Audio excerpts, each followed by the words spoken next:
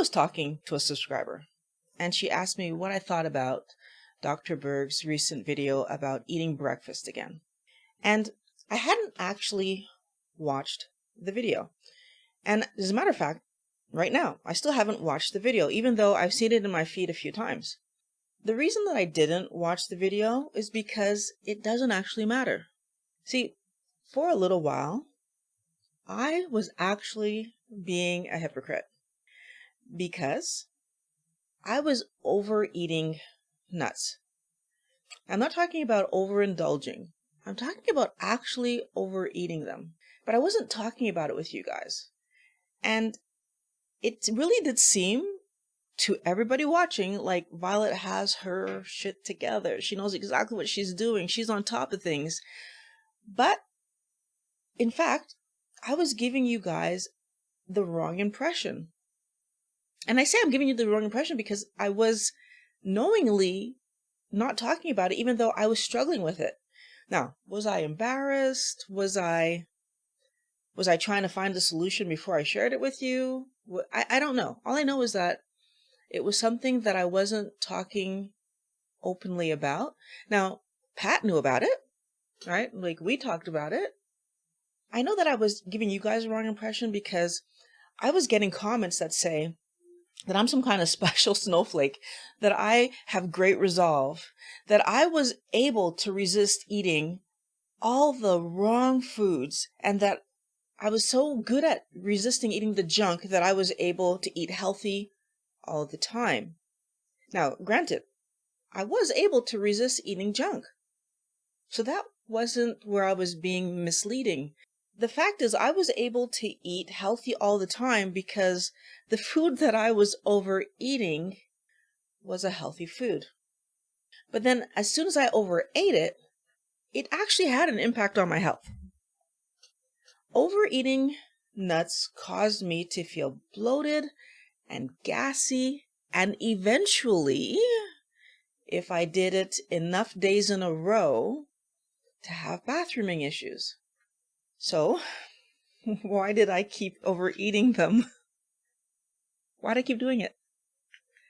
I think I kept doing it because somehow I convinced myself that I could get it under control. And also because, well, nuts are healthy, right? The difference for me between eating nuts and eating nightshades was only the severity of the pain I was living, right? That painful reaction that my body was giving me, well, it's twofold. It was in a different part of my body. So for nuts, it was more digestion issues. For nightshades, it's more like inflammation pain. And I feel like the inflammation pain is so painful, it's so intense, that as soon as it comes back, I'm looking for the answer and I'm trying to figure it out. You know, the initial bathrooming issues that you get when you eat, when I eat nuts, a little bit of gas, and if I'm paying attention, some bloating.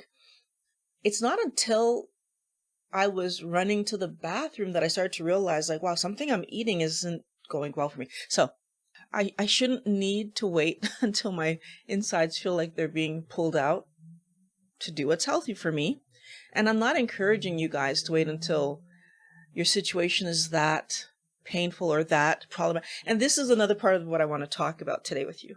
Why is it that we only look at the changes that we might need to make when the thing that's happening is putting us in some kind of danger? When I eat healthy and I'm only eating foods that are healthy protein and fat and very low carb foods, I don't have gas.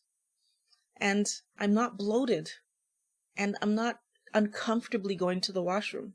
But when I eat the wrong things, that's exactly what happens to me. And the question is, why do I need to be in pain to stop it, right? Why don't I stop as soon as I notice the gas? Why don't I stop as soon as I notice the bloating?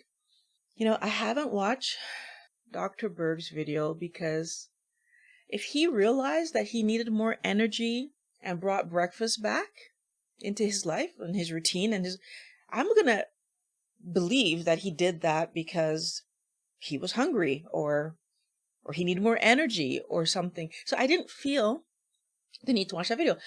I'm also very conscious of the fact that every time that I eat, I will have an insulin rise.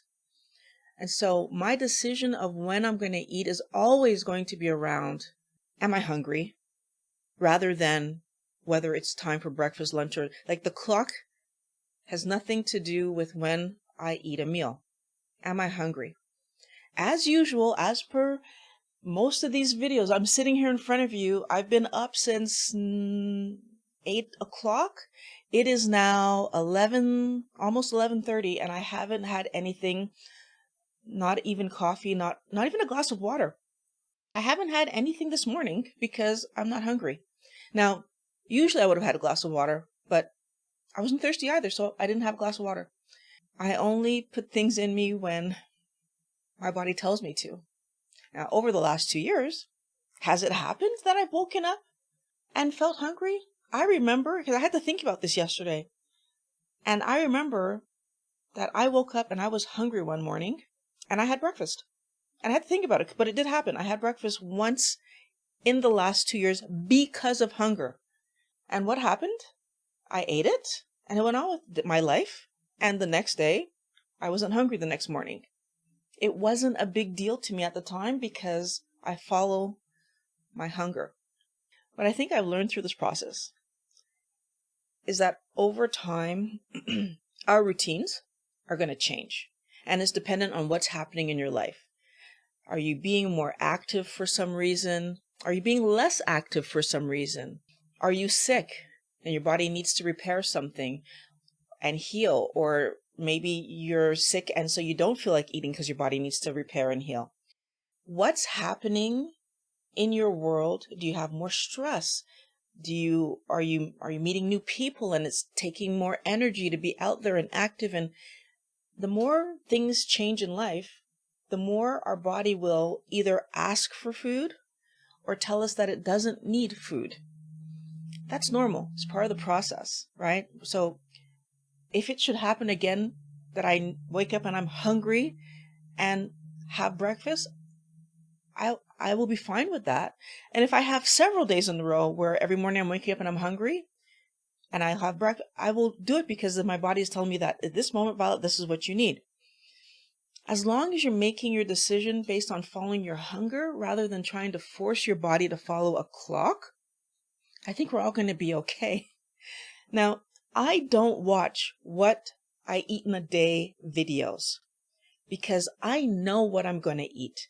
If it's breakfast, it's probably going to be eggs, bacon, or sausage, or a combination of something of those three foods. If it's lunch, and I can't remember the last time I had lunch, but if it would be a lunch, again, it'd probably be some kind of meat beside a vegetable, if I'm going to have a vegetable, or it might just be the meat. And for supper, it's the same thing, some kind of meat beside a vegetable if I'm going to have a vegetable, or maybe a salad beside a salad. I don't eat just salad without meat being accompanying it because I don't eat just carb. For me, Dr. Berg's I'm back to eating breakfast was seen as a what I eat in a day video, and I didn't feel the need to watch it. Now, that being said, I'm a big fan of Dr. Berg, and I'm a fan of the information that he shares across the internet about keto and about healthy eating, and I'm sure that there's going and physical health, and I'm sure that there's going to be another video that he puts out that I'm going to want to watch that is going to be about health and improving myself, and I'm going to want to watch it. And the fact that I get comments from you wellness warriors letting me know that you've healed your body and your mental health through food helps me to worry so much less about the number of meals that you guys are eating from day to day.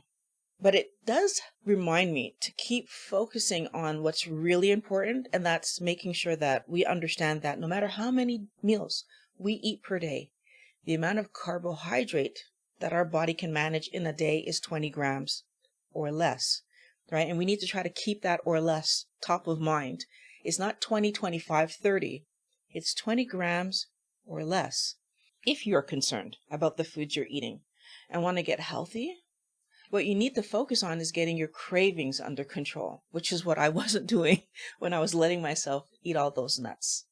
You can check out the video that I'm going to link, that I have on the screen here, and I'm going to link in the description below, so that you can really get your eating under control and have a healthier and more, just a healthier life. That's what we need. We need to have healthier lives.